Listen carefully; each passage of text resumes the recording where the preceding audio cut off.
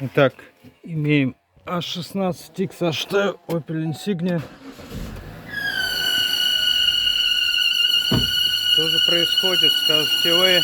Это, наверное, ремень. Ну, достаточно.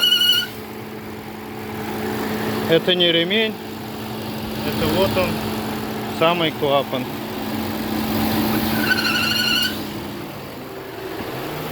Так диагностируется клапан.